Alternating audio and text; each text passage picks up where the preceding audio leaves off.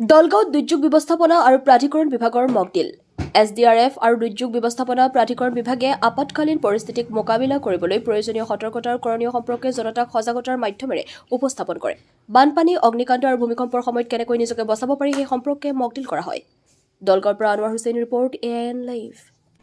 আচলতে আমাৰ Assam state disaster management authority যিটো আমাৰ অসম ৰাজ্যিক দুৰ্যোগ ব্যৱস্থাপনা প্ৰাধিকৰণৰ তৰফৰ পৰা নিৰ্দেশ আহিছিলে যে আমাৰ তিনিদিনীয়াকৈ আমাৰ এটা আচলতে আমাৰ emergency exercise, circle level emergency management exercise আমাৰ এইটো কণ্ডাক্ট কৰিবৰ কাৰণে নিৰ্দেশ আহিছিলে আৰু সেই মৰ্মে আমি DDM-ৰ লগত, ডিষ্ট্ৰিক্ট ডিজাষ্টাৰ মেনেজমেণ্ট অথৰিটিৰ লগত কলাবৰেশ্যনত আমি আচলতে এই প্ৰগ্ৰেমটো লোৱা হৈছিল।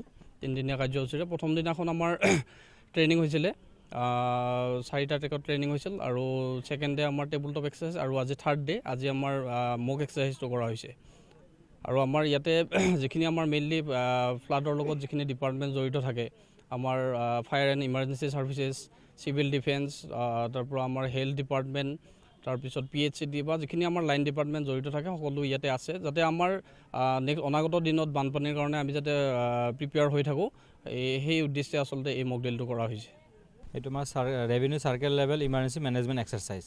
তো আমাৰ এই যিটো এক্সাৰচাইজটো হ'ল, এইটো হ'ল আমাৰ এটা কোঅৰ্ডিনেশ্যন এক্সাৰচাইজ এটা, যে আমাৰ যিবোৰ লাইন ডিপাৰ্টমেণ্ট থাকে, কিবা এটা দুৰ্যোগ আহিলে বা বানপানী হওক, ভূমিকম্প হওক, সেইটো সময়ত আমি লাইন ডিপাৰ্টমেণ্টখিনি কোঅৰ্ডিনেশ্যন কৰি কেনেকৈ কামখিনি কৰিম। যেনে আমাৰ পাৰ্টটো থাকিল চাৰ্চ এণ্ড ৰেস্কিউ, আমি ৰেছপন্সটো কৰিম কেনেকৈ, আমাক ইনফৰমেশ্যনটো কেনেকৈ আহিব, আমাক কেনেকৈ খবৰ দিব।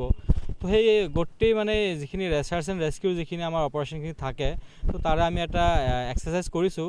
আৰু এক্সাৰচাইজ কৰাৰ মানে মেইন অবজেক্টিভটো হৈছে যে আমাৰ কি মানে শ্বৰ্টফল আছে, বা আমাৰ মানে কিছুমান ডিজাষ্টাৰৰ সময়ত কেতিয়াবা আমাৰ কি হয়, কিছুমান সৰু সুৰা ভুলৰ কাৰণে কিবা ডাঙৰ এটা ইনচিডেণ্ট হৈ যাব পাৰে। তো এক্সাৰচাইজটো কৰিলে আমাৰ যিখিনি লিমিটেশ্যন থাকে সেইখিনি আমি গম পাওঁ।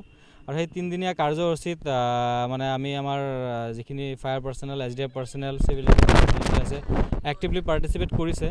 আৰু মই আশা কৰিছোঁ যে আমি যিটো ড্ৰিল কৰিছোঁ, সেই ড্ৰিলৰ পৰা মানে আমি আগন্তুক তেনেকুৱা যদি কিবা এটা ডিজাষ্টাৰ হয়, আমি ভালকৈ মোকাবিলা কৰিব পাৰিম। যিকোনো খবৰ আৰু বিজ্ঞাপনৰ বাবে যোগাযোগ কৰক 7896121996।